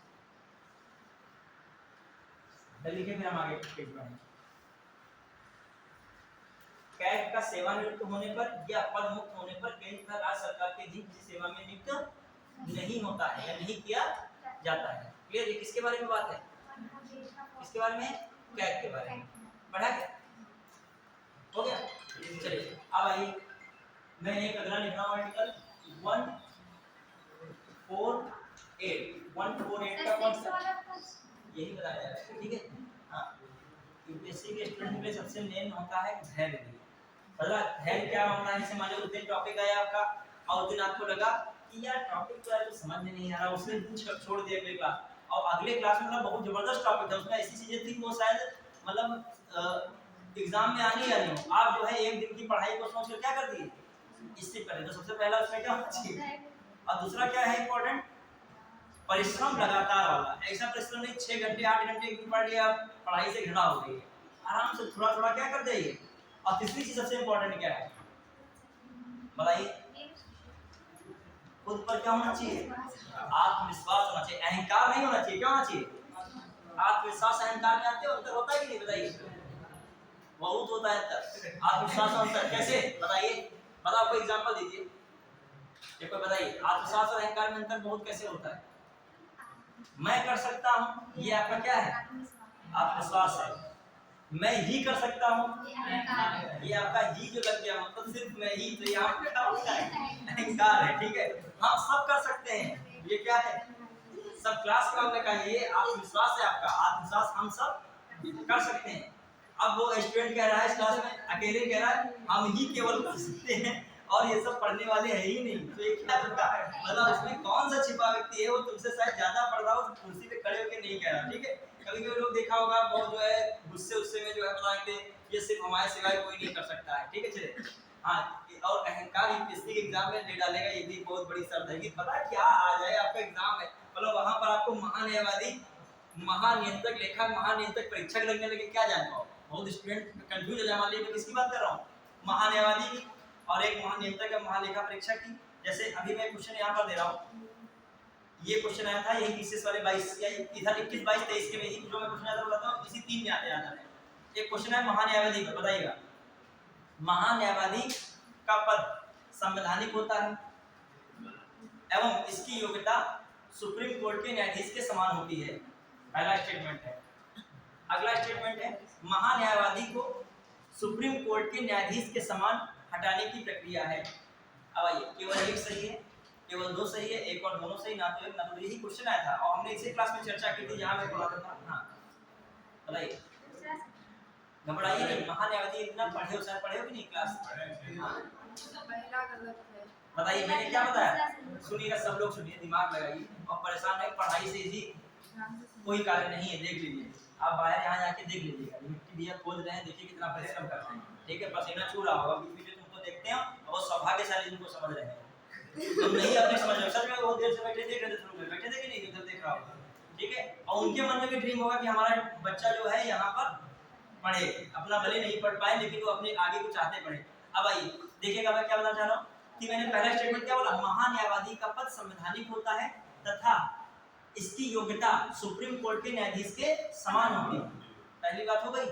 दूसरी बात क्या है? दूसरी बात में क्या बोल रहा हूँ, महान्यायवादी को सुप्रीम कोर्ट के न्यायाधीश के समान हटाने की प्रक्रिया है। अब क्वेश्चन बताइएगा, केवल एक सही है, केवल दो सही है। पहला सही है, दूसरा गलत है। तो जो महानुभाव पढ़ नहीं रहे थोड़ा सा ध्यान दीजिए, बताते हैं कि उनकी जिम्मेदारी नहीं। ध्यान दीजिएगा, इस पे क्वेश्चन क्यों आया था विशेष में, उसने पहली बात क्या कही, सुप्रीम कोर्ट के न्यायाधीश के समान इसकी क्या होती है, योग्यता होती है। तो व्यक्ति के अंदर अपने आप ये आ जाएगा, जब योग्यता है तो हटाने में भी किसकी तरह हटाया जाएगा, सुप्रीम कोर्ट के न्यायाधीश की तरह। ये सरासर गलत है। ये किसकी बात कह रहा था, ये नियंत्रक एवं महालेखा परीक्षक की सुप्रीम कोर्ट के न्यायाधीश की तरह हटाने की व्यवस्था किसमें है, नियंत्रक एवं महालेखा परीक्षक। देख कुछ लोगों को हवा हो जाता दिमाग में, क्या शब्द बताने लगे हैं, लेकिन देखिए एक चीज, अब मैं इसका क्या कर सकता हूँ, हमने तो टॉपिक वाइज पढ़ाया है, कॉपी में लिखा भी है। जो लोग नहीं आ रहे हैं, ठीक है, वो रेगुलर आए, जो लोग अपना रिवीजन नहीं कर रहे हैं रेगुलर करें। और एक चीज और, जो फर्स्ट टाइम पढ़ने कतई घबराने की जरूरत नहीं, शायद जो बता रहा हो 2-3 बार पढ़ चुका हो, आप भी लगे रहिए। मान लीजिए कोई ऐसे बता रहा है अब महान्यायवादी है, हमने बताया, और ये किसको बताया? न्यायवादी, ठीक है, और कैग को बताया। जो पढ़ रहा है फर्स्ट टाइम उसके दो शब्द ही पे नाराजगी प्रकट हो चुकी है अंदर अंदर, कह रहा है ये जो शब्द ही बड़े खतरनाक लिख दिए सर ने, शब्द सुनते ही बंद कर लेता अपना माइंड है, वो सुनना ही नहीं चाहता आगे। अब कुछ लोगों को दिखता है कि सब बहुत जल्दी बोल देते हैं, इसमें क्या बोला जाए, ऐसे बोला महा न्यायवादी, ऐसे बोला जाए क्या, तो घंटों हो जाएगी पढ़ाई में। तो ये सर पे ब्लेम मत करो, ये सोचो कि सब लोग अपने अंदर से हम क्या पढ़ाएं, थोड़ा सा अपने अंदर स्किल बढ़ाएं कि हम जल्दी समझ के आंसर बताएं। अब जो बच्चे ऐसे हैं अभी पर्सनल पूछता कुछ लोग नहीं बता पाते इसका आंसर, कुछ लोग बता रहे हैं। मैंने कहा महान्यायवादी है, पहली बात ये सरकार का सबसे बड़ा क्या है, वकील है कि नहीं है, सबसे बड़ा विधि अधिकारी है कि नहीं, सुप्रीम कोर्ट में सबके सबसे बड़ा विधि अधिकारी है, और सबसे बड़ा जो विधि अधिकारी है तो उसकी योग्यता क्या होनी चाहिए, सुप्रीम कोर्ट के न्यायाधीश के समान होनी चाहिए कि नहीं होनी चाहिए, होनी चाहिए। तो दूसरी बात, इसका पद की नियुक्ति कौन करता है, राष्ट्रपति करता है, राष्ट्रपति करेगा केंद्र सरकार की सलाह पर, क्लियर। दूसरी बात, इसका कोई कार्यकाल निश्चित है नहीं, तो इसको जो हटाने की प्रक्रिया भी ऐसी जटिल नहीं है, केंद्र सरकार जब चाहे नियुक्त करवाए राष्ट्रपति से, जब चाहे इसको क्या कर दे, हटा दे, सिस्टम यही है। अब इसके मैटर में क्या है, इसका मामला थोड़ा अलग ही है, नियुक्ति कौन कर रहा है, राष्ट्रपति कर रहा है, लेकिन हटाया योग्यता के बारे में कुछ कहा नहीं इसमें गया है, योग्यता के बारे में कुछ ऐसा उल्लेख नहीं है, लेकिन हटाने की बात क्या की गई है, सुप्रीम कोर्ट के न्यायाधीश के समान, ये बस बात कह रहा हूँ। आधा इसकी बात करता है, आधा एग्जामिनर किस क्वेश्चन की बात करता है, इसकी, और मिला के लिख देगा, इसकी बातें किसमें पूछ रहा है, महान्यायवादी, बस इतना अंतर था। ये क्वेश्चन आया सर देखिएगा 21 20 21 से 23 तक है, कोई भी आया था एग्जाम में क्वेश्चन, यही सेम आया। पहला पद बताया कि योग्यता समान है, और दूसरे में बताया हटाने की प्रक्रिया किसके तरह है, और जब ये क्वेश्चन जो पढ़ने वाला पढ़ता हंसता है कि ये क्या बहुत बढ़िया बेवकूफ बनाया जा रहा है हमें, कि पहली योग्यता की बात किसकी तरह कह रहा है, सुप्रीम कोर्ट के न्यायाधीश का, हटाने की बात किसकी तरह कर रहा है, सुप्रीम कोर्ट के, और वो बात किसकी कह गया, कैग की कह गया। चलिए अब आइए 148 का कौन हो गया, 6 लिख लिया ना, लिखिएगा संचित निधि पर भारित है, वेतन भत्ते संचित निधि पर भारित है, हो गया ना, वेतन भत्ते, कैग के वेतन भत्ते संचित निधि पर क्या होते हैं, भारित है, संचित निधि पर भारित है, ठीक है।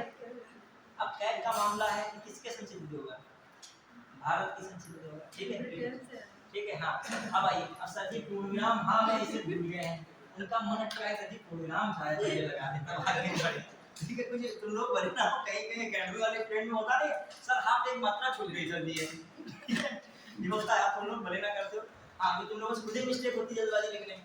अब आइए लिखेगा 149, लिखिए 149 से लिख डालिए, हाँ कैग की शक्ति एवं कार्य, लिखिएगा 149 फटाक से लिखिएगा 149 शक्ति, कैग की शक्ति एवं कार्य, कैग की शक्ति, कैग की शक्ति एवं कार्य। कभी कभी आराम से लिखने का मौका मिलता है तो जल्दी भी लिखने का आनंद, आराम में आनंद आता है, जल्दी भी लिखिए। हाँ फिर लिखा शक्ति एवं कार्य, फिर लिखिएगा 150, कैग लिख पाते हो, कैग ऐसे लिख लो, हिंदी में लिख लो ना लिख लो, ठीक है कैग, ठीक है, तो ऐसे लिख लो 60 में, पॉइंट काफी पड़ेगा, वही जानेगा कितने हाई लेवल के तुम होशियार हो, ठीक है। हाँ फिर आइए अगला लिखेगा राज्य एवं, किसमें लिख रहे हो, 50 में, हाँ राज्य एवं संघ लेखा का प्रारूप, लेखा का प्रारूप, जो राज्य एवं संघ जो लेखा होगा उसका प्रारूप की बात किसमें की गई है, 150 में। 151 में लिखेगा प्रतिवेदन, जो रिपोर्ट देना या रिपोर्ट जो होती है इसको क्या प्रतिवेदन, प्रतिवेदन, ठीक है। संविधान जो है कहते हैं ये ना इतना लिखो, मेन है प्रतिवेदन, इसमें जो राष्ट्रपति को देता है प्रतिवेदन, तो उस प्रतिवेदन की बात किसमें की गई है, 151, क्लियर। अब आइए लिखिएगा पॉइंट्स इंपॉर्टेंट, ये तो हमने बेसिक बताया था। अब एक कार्यकाल लिखिएगा फटाक से, कार्यकाल कैसे लिखेगा, कार्यकाल उसी में लिखिएगा, कार्यकाल क्या है 6 वर्ष या 65 वर्ष, इनमें से जो भी पहले हो, इनमें से जो भी पहले हो।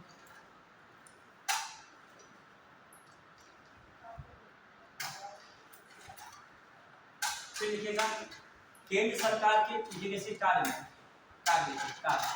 कार्यकाल होता है, उधर नियुक्ति वगैरह सब उसी में हो गया था, नियुक्ति है, हटाना है, शपथ है, ये सब क्या हो गया था 148 में हो ही गया है सब। फिर अब लिखे कार्य, कार्य लिखेगा संघ की लेखा परीक्षण रिपोर्ट, संघ की लेखा परीक्षण रिपोर्ट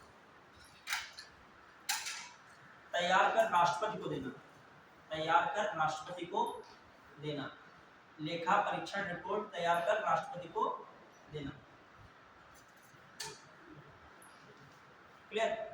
फिर लिखा लोक लेखा समिति में सहायता करना, लोक लेखा समिति का सहायक होना, लोक लेखा समिति का सहायक, लोक लेखा समिति का सहायक। इसीलिए इसे लोक लेखा समिति का मित्र एवं मार्गदर्शक कहलाता है। इसीलिए इसे लोक लेखा समिति का मित्र, इसीलिए इसे लोक लेखा समिति का मित्र अथवा मार्गदर्शक कहा जाता है, अथवा मार्गदर्शक कहा जाता है। लोक लेखा समिति का मित्र अथवा मार्गदर्शक कहा जाता है। ठीक है? सरकार के आय व्यय सभी खर्चों का ब्यौरा, सभी खर्चों की ब्यौरों की जांच करना, सरकार के आय व्यय संबंधित सभी खर्चों के ब्यौरों की जांच करना, सरकार के आय व्यय से संबंधित, सरकार के आय व्यय से संबंधित ब्यौरों की जांच, सरकार के आय व्यय से संबंधित ब्यौरों की जांच। केंद्र की भी, ये किसी कर रहा है? केंद्र की भी। और साथ साथ लिखेगा राज्य, लिखेगा राज्य की भी, राज्य की लेखा परीक्षाओं का लेखा परीक्षण, राज्य की लेखा परीक्षाओं का लेखा परीक्षण। ऑडिट मतलब होता है मेन ऑडिट, ऑडिट का मतलब कितना कहाँ राज्य ने खर्च किया है, कहाँ पर कम खर्च किया है, कहाँ पर ज्यादा, पता है कौन करेगा? जानकारी देगा। ठीक है? इसके ब्रैकेट में लिखा राज्य के आय व्यय के खर्चों की या आय व्यय की जांच, राज्य के ब्रैकेट लिखे राज्य के आय व्यय के ब्यौरों की जांच, राज्य के आय व्यय के ब्यौरों की जांच, राज्य के आय और व्यय के ब्यौरों की जांच। ब्यौरे का मतलब होता है सब एकत्रित करके क्या करना, उसकी जांच करना। ठीक है? फिर ये किसका काम है? तो एक समझ पाए, ये केंद्र में भी काम कर रहा है, उसमें कर रहा है राज्य। और एक चीज समझिए, केंद्र या कहिए सरकार से अनुदान प्राप्त कंपनियों, लिखेगा सार्वजनिक उपक्रमों के भी व्यय की जांच करता है। सरकारी उपक्रम, पीएसयूज होती है, पब्लिक सेक्टर यूनिट्स, तो सरकारी सार्वजनिक उपक्रमों, लिखो सार्वजनिक के सरकारी उपक्रमों की व्यय की जांच, सरकारी उपक्रमों के व्यय की जांच करना, सरकारी उपक्रमों के व्यय की भी क्या करना, जांच। मतलब जो भी पब्लिक प्राइवेट सेक्टर कंपनीज है जहां पे सरकार का इंटरफेयर जरा भी है, वहां पर खर्चों की जांच कौन करेगा? कैग करेगा। अब लिखिएगा यह राष्ट्रपति को 3 प्रकार के प्रतिवेदन देता है, राष्ट्रपति को 3 प्रकार के प्रतिवेदन देता है।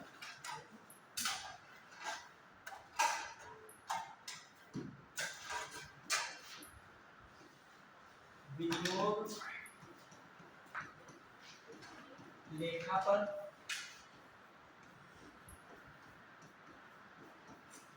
लेखा परीक्षण प्रतिवेदन, प्रतिवेदन पहला होगा विनियोग लेखा पर लेखा परीक्षण संबंधी प्रतिवेदन, एक प्रतिवेदन हो गया।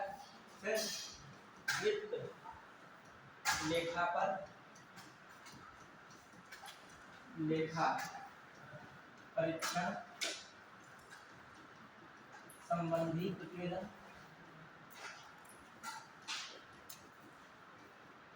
प्रतिवेदन। और फिर से देखा जाए तीसरा सार्वजनिक, सार्वजनिक उपक्रम संबंधी लेखा परीक्षण पर प्रतिवेदन। देखो प्रतिवेदन तो याद रखेगा, और चीज बोलेगा तो एक विनियोग लेखा और एक कौन है? वित्त लेखा, और एक कौन है? सार्वजनिक उपक्रम। ये 3 बातें दिमाग में रखिएगा। किससे संबंधित नहीं है? नियंत्रक एवं लेखा परीक्षक 3 रिपोर्ट किसको सौंपता है? प्रेसिडेंट को ही सौंपता है। कोड समझिए किसको सौंपी जाती है? राष्ट्रपति को। क्लियर? तो ये बात किससे समझदारी हो गई, महत्वपूर्ण बातें देनी भी थी। किसकी है? कैट। क्लियर? ये किससे रिलेटेड हमने सारी बातें की हैं? कैट। कैट को दिमाग में रखेगा। आर्टिकल किसमें है? भाग किसमें है? 5। आर्टिकल कौन सा है? 148 से 151 और एक याद रखिएगा 148 में जो सब क्लास है, जो वो है प्रोविजंस है, जो भी पॉइंट्स हैं, 1 में क्या, 2 में क्या, 3 में क्या, 4 में क्या, 6 में क्या, ये भी याद रखना है।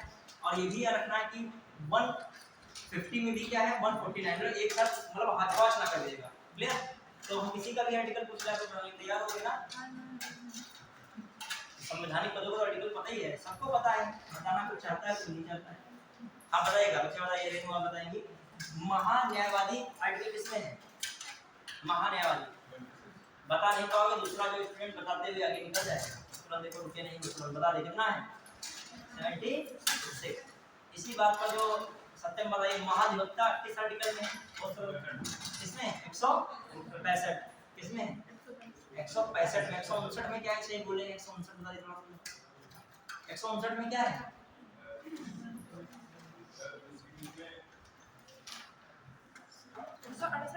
159 राज्यपाल से क्या कार्य है? किसमें सिफारिश? अपराध मुक्त करने में सिफारिश। 159 क्या है? राज्यपाल को शपथ तो नहीं है। राज्यपाल के पद की क्या है? शपथ या वेतन इत्यादि तो नहीं है। राज्यपाल अपने पद की शपथ लेता है। शपथ किसमें लेता है? 159 ये क्या है? राज्यपाल की शपथ किसमें है? 159 में। ठीक है, आर्टिकल आप लोग याद नहीं रख पाए हो, बिल्कुल जो कोई भी आर्टिकल पूछ रहे हो। एक और बताइए, आर्टिकल 88 क्या था? आर्टिकल 88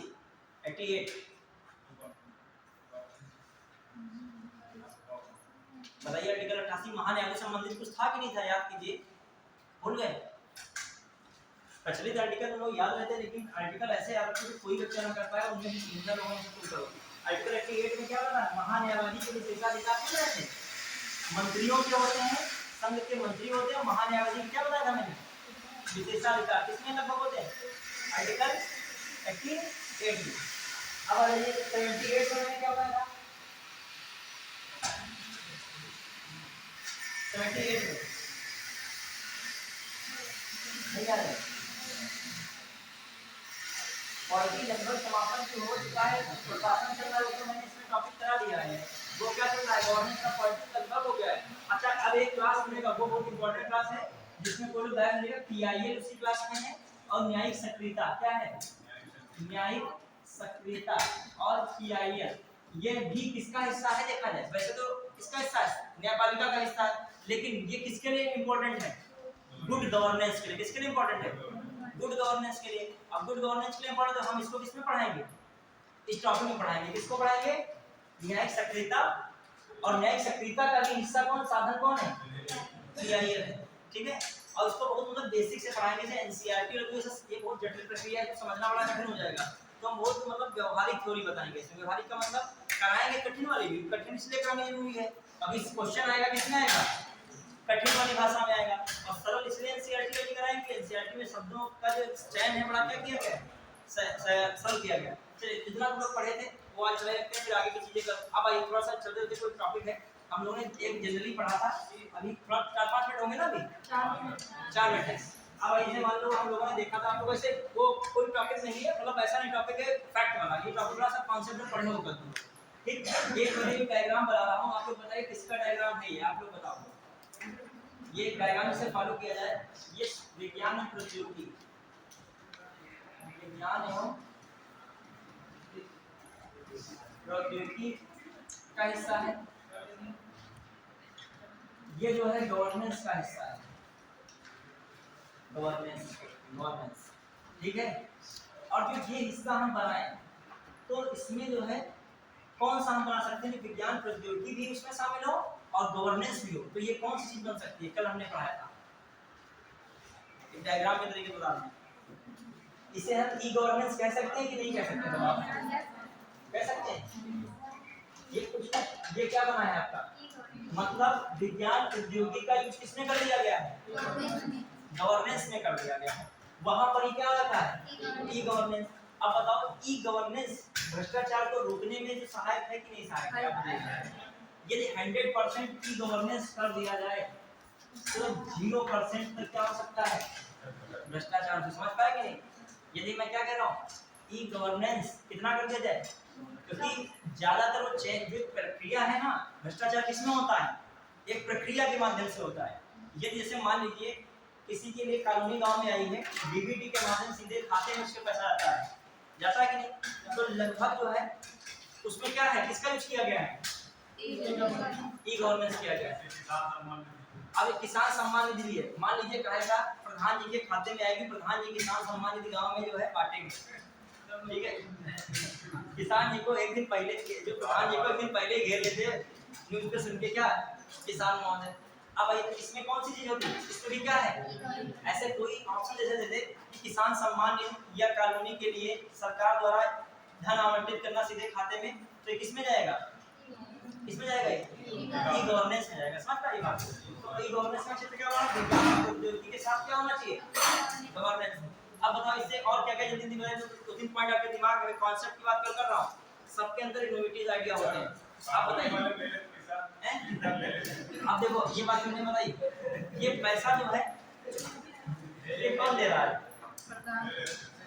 अब ये व्यवहारिक रूप है। अब यही तो यहाँ पर भी भ्रष्टाचार एक हिसाब से क्या गया, अप्रत्यक्ष अब भ्रष्टाचार की मैंने शुरुआत कहाँ गई थी कि जनता से ही होती है, भ्रष्टाचार की शुरुआत कहाँ से हो रही है, पब्लिक से।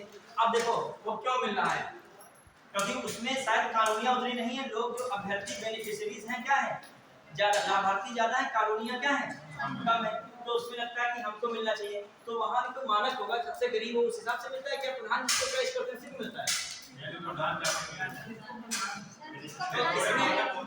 हाँ देखिए कुछ मानदंड होंगे जरूर, वरना यहाँ पर तो सबसे बड़ी गवर्नेंस में क्या है, पारदर्शिता में लीकेज है। अब यही चीज क्या है, यही चीज को सुधार करना क्या है, ये प्रक्रिया क्या है बताइए, मेरा कहने का मतलब ये प्रक्रिया क्या है। अब ये प्रक्रिया खाते में जाना तो अलग है, मतलब एक सही तरीके से जो है कॉलोनी का निर्माण हो जाना, घर का निर्माण हो जाना, इस प्रक्रिया में एक चीज फॉलो क्या हो रही है, गवर्नेंस। तो इससे तुम कह सकते हो गवर्नमेंट से कहीं ज्यादा इंपॉर्टेंट क्या बन रहा है आजकल, समस्या विकास की सबसे बड़ी किस्में आ रही है। ये इसको गुड कर लिया जाए तो हर चीज हो जाएगी, क्योंकि ऊपर से बहुत सारी चीजें आती हैं, जमीन स्तर तक पहुंच नहीं पा रही। अब इसमें किसका हाथ है, यदि 20,000 मान लिया तो बता रहे हो कि देना पड़ जाए किसी को तब कॉलोनी मिलती है, तो इसमें किसका हाथ है, तीनों लोगों का। एक नागरिक समाज, देखिए नागरिक समाज उसका भी तो रोल हो गया, एक जो मैंने बताया था तीनों की भूमिका के कारण गड़बड़ हो रहा है। फिर दूसरा कौन है इसमें शामिल है, सरकार। सरकार का मतलब जनप्रतिनिधि, जनप्रतिनिधि मतलब कौन है, प्रधान जी मतलब सपोज है, ठीक है। और फिर लोक सेवक मतलब नौकरशाही, कौन, सचिव जी, मान लीजिए कौन है, सचिव जी। और सचिव जी से ऊपर कौन है, डीडीओ, डीडीओ से ऊपर कौन है, उस लाइन में जाइए पंचायत वाले में, डीपीआरओ, डीपीआरओ कौन है, पंचायत में मैं जा रहा हूँ, जिला पंचायत राज अधिकारी। तो ये चयन कौन सी होगी चयन, अब मान लीजिए तो इसमें नौकरशाही की चयन तो कहाँ तक जा रही है, ऊपर तक, इसके ऊपर निदेशक वगैरह जो भी हो। तो कहने का मतलब बताइए, अब बताओ गवर्नेंस में किसकी भूमिका है, इन तीनों की भूमिका है ना। यदि पारदर्शिता नहीं भी आ रही है तो इनमें से तीनों ने, इन्होंने इस पर नियंत्रण नहीं किया, इन्होंने किस पर नियंत्रण नहीं किया, इन पर नहीं किया। तो कोई प्रैक्टिकल एग्जांपल से सरकार की योजना समझ सकते हो। तो अब आप समझ गए होंगे गवर्नमेंट और गवर्नेंस में क्या अंतर है। आपको किसकी जरूरत है अगर देखा जाए, ई गवर्नेंस तो है ही है, लेकिन मेन क्या होना चाहिए, गुड गवर्नेंस। गुड गवर्नेंस के लिए कौन जरूरी है, ई गवर्नेंस। क्लियर। अब बताइए ई गवर्नेंस से क्या क्या चीजें हो सकती है, भ्रष्टाचार में क्या ला सकते हो, कमी ला सकते हो, और क्या मेंस में लिखना हो। देखिए देखो एक सेकंड ठीक समझिएगा, ये अगर चित्र बना दिया तो समझ गया, ठीक है। इसमें जो है ई गवर्नेंस का काम क्या है, गवर्नमेंट टू गवर्नमेंट किसको कनेक्ट करना, राज्य सरकार केंद्र सरकार को कनेक्ट कर सकती है ई गवर्नेंस मतलब डिजिटल रूप से। फिर बताइए और क्या इसका यही से, फिर बताइए और क्या निकल सकता है, गवर्नेंस टू सिटीजन किससे कनेक्ट होती है, गवर्नेंस टू सिटीजन। और बताइए और किससे कनेक्ट हो सकती है, गवर्नेंस टू बिजनेस किससे हो सकती है, गवर्नेंस का किससे लिंक होना चाहिए, डायरेक्ट उसमें ई ई गवर्नेंस आ जाए तो बीच का सिस्टम ही नहीं खाने का पैसा, तो किसका है? बिजनेस व्यवसाय और किसका संबंध? गवर्नेंस का। और एक और संबंध आ सकता है गवर्नेंस प्लस किसके बीच संबंध होना चाहिए? एम्प्लॉय। किसके बीच होना चाहिए? एम्प्लॉय। यदि मेंस में से आता है ई गवर्नेंस से आप क्या समझते हैं, तो आप इस डायग्राम का प्रयोग करके ये सब ढांचे काट सकते हो। इसमें किस किस के रिलेशन की बात हुई है? Governance to governance, government to government, government इसके बीच भी क्या होना चाहिए? E governance. Government to citizen, इसके भी क्या जरूरत है? ठीक है। और इसमें भी बिजनेस, और इसमें भी कौन है? एम्प्लॉइज, मतलब कर्मचारियों के लिए जरूरत। लेकिन जब कभी मेंस वगैरह लिखना होता है तो डायग्राम इत्यादि को जब ये हो जाएगा टॉपिक, तो 3 और क्लास हो जाएंगी, फिर हम 5 6 10 क्वेश्चन जो मेंस में आए हैं सुशासन के, मैं आपको वो करवाऊंगा। ठीक है, आज के नेक्स्ट लोग बैठे हैं, लोग परेशान हो तो नहीं गए। अभी चलो 3 घंटा और पढ़ सकते हैं।